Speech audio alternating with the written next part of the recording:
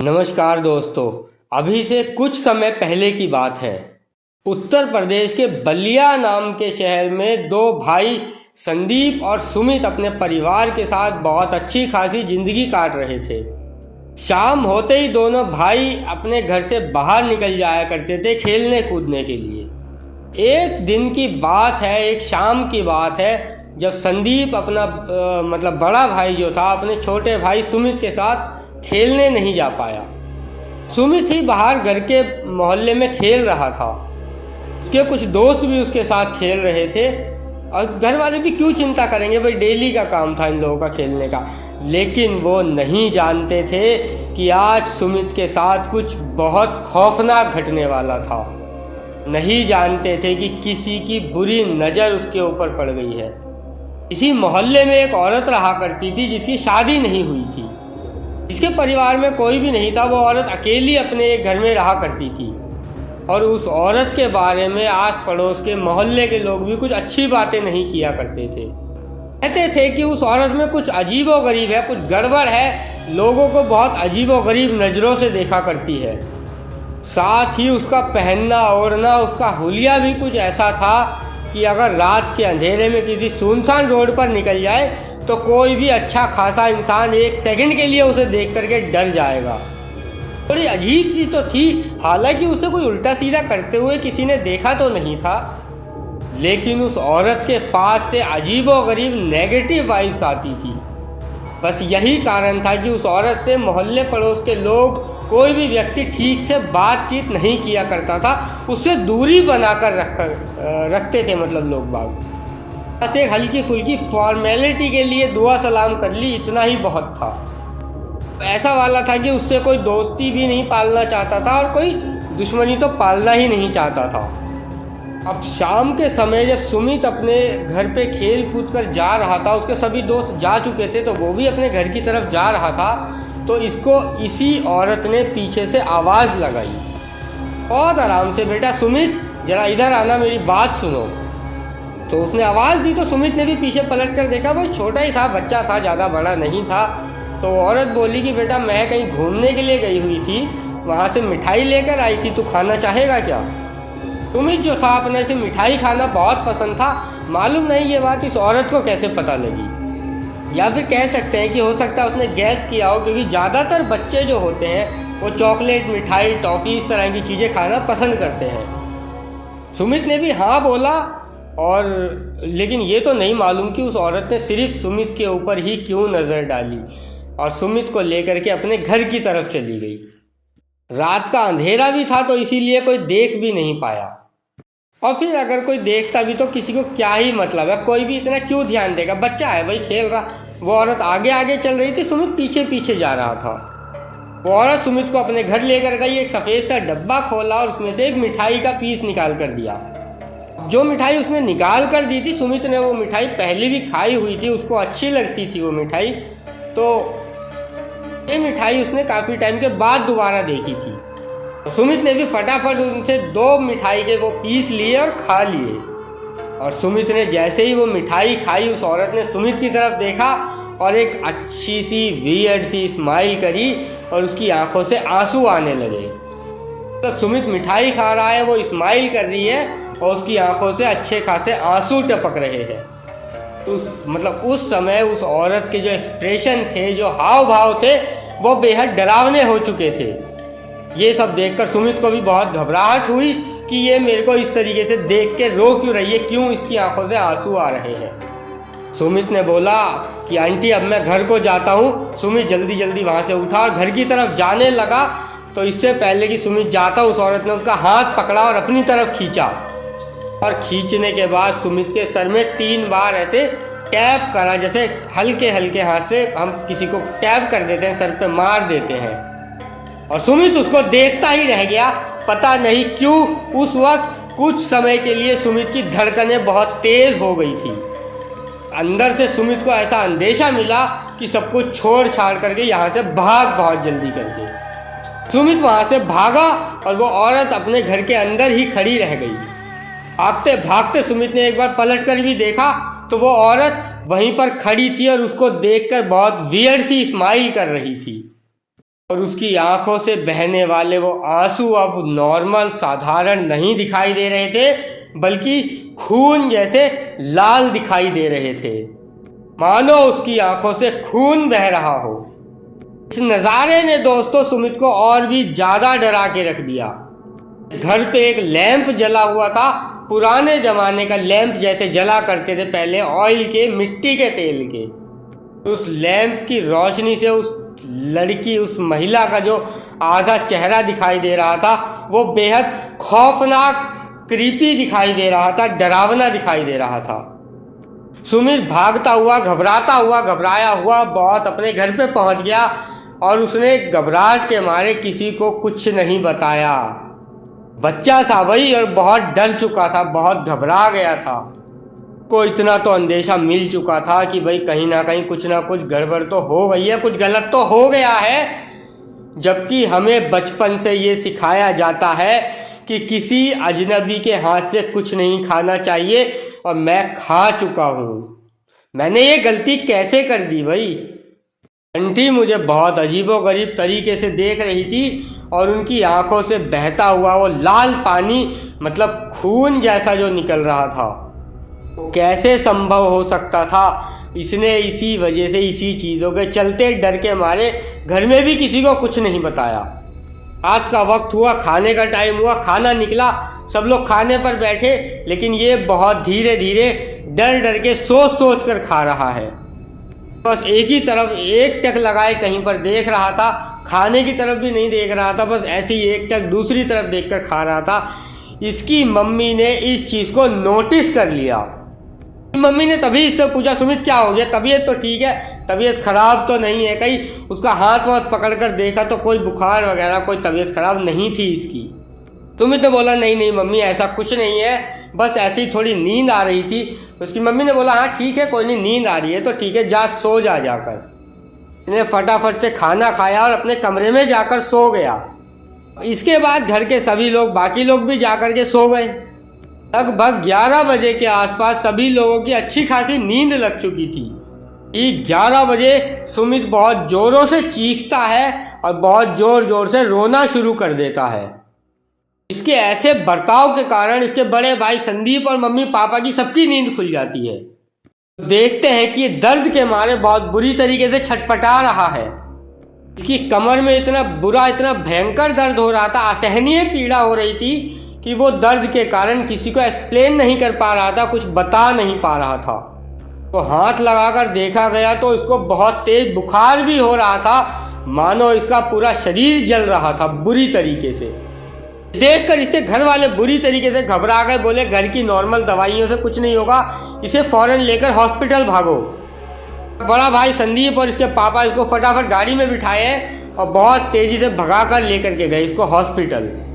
Doctor साहब देखते ही साथ ही बोल देते हैं कि भाई बच्चे को फौरन एडमिट करना पड़ेगा, आप लोग कुछ मत सोचो, इसे फटाफट एडमिट करो। इसे एडमिट किया जाता है, फटाफट बच्चे को बोतल पे बोतल लगना शुरू होती है। रात को 11 बजे से लेकर सुबह होने तक इसको 5 बोतल लग चुकी थी। बोतल के साथ साथ ना जाने और कितने इंजेक्शन भी दे चुके थे। डॉक्टर इसको बोतल पे बोतल, इंजेक्शन पे इंजेक्शन, दवाइयाँ पे दवाइयाँ दे जा रहे थे, लेकिन इसको कोई जरा सा भी फर्क नहीं पड़ रहा था, कोई आराम नहीं पड़ रहा था।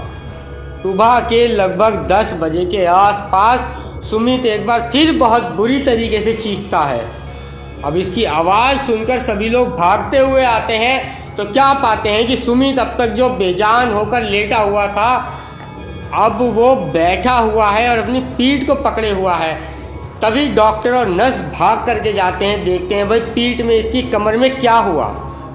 इसकी कमर में देखते हैं तो क्या पाते हैं, इसकी रीढ़ की हड्डी में कुछ बॉल जैसा अंदर से उभर के आ चुका है बाहर की तरफ। ऐसे ही नर्स ने डॉक्टर को बोला कि डॉक्टर साहब ये देखिए क्या है। तो जैसे ही डॉक्टर उसको छूने के लिए अपना हाथ आगे बढ़ाते हैं, वो बॉल जैसा जो निकला हुआ था, उभर गया था, वो लिटरली देखते देखते अंदर वापस चला जाता है। उसकी पीठ पहले की तरह प्लेन नॉर्मल हो जाती है बिल्कुल। ये सब देखकर डॉक्टर साहब के भी हाथ पैर बिल्कुल ठंडे पड़ गए। भाई ये क्या था? डॉक्टर साहब भी बोलते हैं कि भाई मैंने अपने अब तक के करियर में ना ही ऐसा केस कभी देखा ना कभी कुछ सुना है। अब उसकी अचानक से रीढ़ की हड्डी में बॉल जैसा कुछ निकला और जैसे ही डॉक्टर साहब उसे चेक करने के लिए आगे बढ़े तो अंदर बैठ गया, अंदर चला गया तुरंत देखते ही देखते। और सुमित जो था बॉल के अंदर जाते ही साथ दोबारा छटपटाने लगा, बुरी तरीके से दर्द से तड़पने लगा और दर्द से चिल्लाते चिल्लाते वो मानो बेहोश जैसा हो गया। उसकी फिर से अचानक से बहुत ज़्यादा तबीयत बिगड़ने लगी। हालांकि ये सुबह सुबह का वक्त था, लेकिन इस परिवार के लिए ये सुबह कोई उजाला लेकर नहीं आई थी। अच्छा खासा दिन भी इस परिवार को मनहूस और काला लग रहा था। इतनी घबराहट थी कि मैं आप लोगों को एक्सप्लेन नहीं कर सकता, बल्कि जो लोग इसको झेल रहे थे, फील कर रहे थे, वही बता सकते हैं। और कोई नहीं बल्कि इसके परिवार के सदस्य ही। दोपहर का वक्त होते होते तक डॉक्टर लोग भी लगभग हाथ अपने खड़े करने वाले ही थे, क्योंकि 2-3 बार तो इन लोगों को बोल ही चुके थे कि भाई यहाँ से इसे किसी बड़े हॉस्पिटल लेकर जाओ। बलिया से अब किसी बड़े शहर लेकर जाना पड़ेगा, हो सकता है दिल्ली रेफ़र करना पड़े। अब उसी वक्त मतलब दोपहर के लगभग 1-1:30 बजे के आसपास डॉक्टर इसे रेफ़र करने ही वाले थे, इसके पेपर्स बनाने वाले ही थे।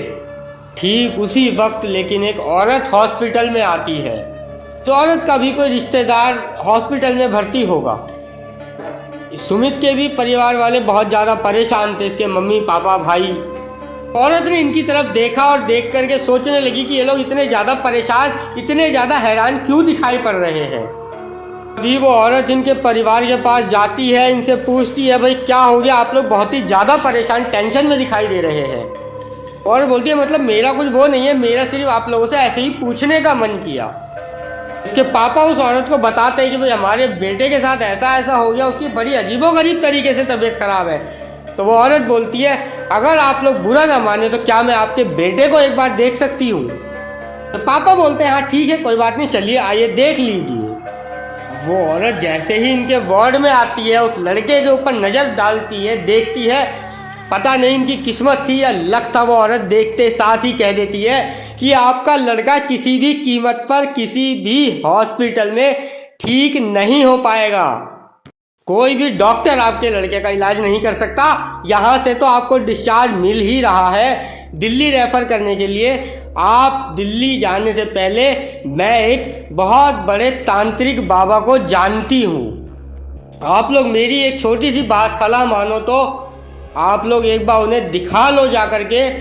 भाई मानना या ना मानना, विश्वास हो या ना हो अलग बात है, लेकिन आपके बच्चे की ज़िंदगी का सवाल है। एक बार वहाँ पे दिखा के चले जाओ। तो ना हो मुझे ऐसा महसूस हो रहा है कि ज़रूर इसके ऊपर किसी नेगेटिविटी का असर है।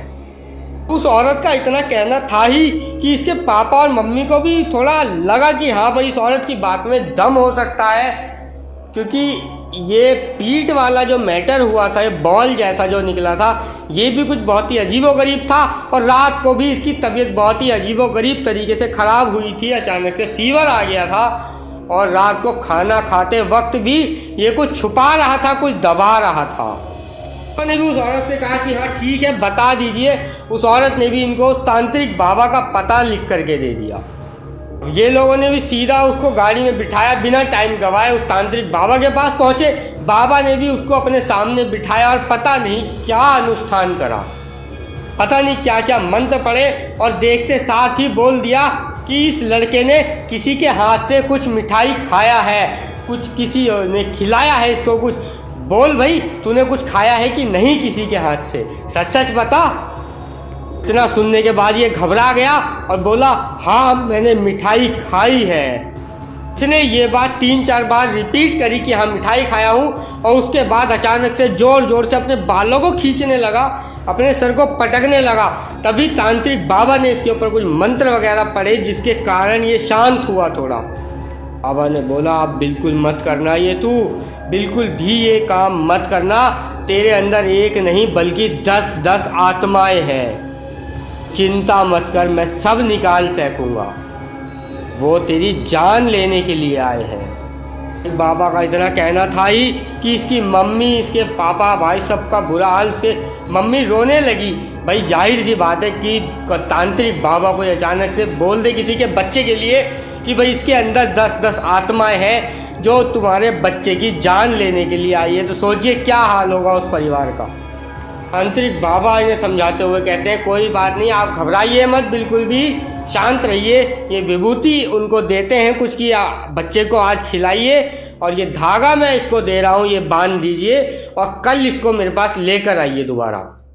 कल जब मेरे पास वापस आओगे तो आते समय एक शराब की बोतल भी लेकर आना। साथ में कुछ और सामग्री भी बताई और साथ ही साथ एक बकरा भी लाने के लिए कहा। तो पूछते भी हैं कि बाबा बकरा क्यों? तो बाबा बोलते हैं आप बस लेकर आइएगा, बाकी जो करना है वो हम बता देंगे क्या करना है। बाबा बोलते हैं आप लोग चिंता मत करिए, बस आप लोग लेकर आइए, आपको लेकर आना है, बाकी कुछ नहीं करना है। ये सब देखकर सुनकर इनको भी घबराहट हुई कि बाबा ऐसा बकरा वकरा क्यों मंगा रहे हैं। खैर इनके बच्चे का सवाल था भाई ये लोग अपने घर चले गए घबराते हुए, जैसे तैसे करके वो रात काटी। और अगले दिन बाबा के पास ये लोग जैसे ही गए हैं, वो बकरा, शराब की बोतल और जो भी सामग्री और मंगाई होगी लेकर के, तो बाबा इनको गाड़ी में बिठा करके एक गांव के बहुत ही आउटर वाले, अलग वाले इलाके में लेकर जाते हैं। कि उस गांव के बाजू में शमशान के पास एक तालाब वाला एरिया था। बोले वहाँ एक पेड़ था, उस पेड़ के नीचे इन्होंने बोला कि बकरे को बांध कर ऐसे ही बिठा दो और इसके आगे कुछ घास वास डाल दो जिससे ये बकरा उसे बैठकर खाता रहेगा। और कहा ये शराब की बोतल भी यहीं पर रख दो और जो भी सामग्री बाबा ने मंगवाई थी इन लोगों से कहा कि ये सब भी यहीं पर रख दो। बाबा ने आधे घंटे तक अपनी क्रियाएं करी, अपने अनुष्ठान करे और वो बकरा भी वहाँ पर बैठे बैठे उस घास को खाता रहा। शराब की बोतल वगैरह सब वहीं पर रखी हुई थी। ये लोग भी बहुत घबरा रहे थे क्योंकि बाबा जो बोल रहे थे, जो पढ़ रहे थे, वो बहुत भारी आवाज़ में, बहुत मतलब अजीब तरीके से पढ़ रहे थे, बहुत ही स्कैरी तरीके से, बहुत मतलब कह सकते हैं हाइपर होके पढ़ रहे थे। कोई साधारण आम इंसान अगर कोई देख ले तो जाहिर सी बात है कि बहुत बुरी तरीके से घबरा जाएगा। ये लोग भी ऐसे ही उन सब चीज़ों को देख करके घबरा रहे थे। ये लोग भी ये देख कर डर रहे थे कहीं ऐसा तो नहीं कि बाबा के अंदर ही कुछ आ गया हो। बाबा को देखकर ऐसा प्रतीत हो रहा था, ऐसा महसूस हो रहा था जिस तरीके से बाबा हाइपर होकर मंत्र पढ़े जा रहे थे अपना। ये सब देखकर इन्हें डर भी बहुत लग रहा था और दूसरी तरफ अपने बच्चे की भी चिंता इन लोगों को सताए जा रही थी। तो आधे पौन घंटे के बाद बाबा उठते हैं और कहते हैं चलिए यहाँ से, और ये सामान जो कुछ भी यहाँ पर रखा है हम लोग ऐसे ही छोड़कर यहाँ से चले जाएंगे। इस बच्चे के अंदर जितनी भी आत्माएं हैं, जो कुछ भी नेगेटिव एनर्जियाँ हैं, वो सब यहीं निकल जाएंगी, यहीं ठहर जाएंगी, सब सामान के पास रुक जाएंगी। कि ये सारी बुरी शक्तियाँ इन सब चीज़ों को ही मांगती हैं। इन सब चीज़ों की मांग इन लोगों, इन आत्माओं ने ही मेरे से रखी थी। लोग यहाँ से निकले हैं, गाड़ी में बैठे हैं, और जैसे ही गाड़ी में बैठे हैं इनका जो बच्चा था वो हो गया बेहोश। पूरा शरीर उसका ठंडा पड़ गया, उसकी सांसें एकदम धीरे धीरे चलने लगी। ये सब देखकर इसकी मम्मी को, पापा, भाई को, सब लोगों को बहुत टेंशन हो गई। बोलते हैं बाबा ये देखिए क्या हो गया। बाबा बोलते हैं कुछ नहीं हुआ, शांत रहिए, टेंशन मत लीजिए, शांत हो जाइए। बाबा कहते हैं विश्वास रखिए, सब ठीक होगा, बस गाड़ी स्टार्ट करिए और यहाँ से बहुत जल्दी करके चलिए, चाहे कुछ भी हो पीछे पलटकर कोई नहीं देखेगा। उन्होंने गाड़ी स्टार्ट करी और बहुत तेज़ी से वहाँ से निकल गए।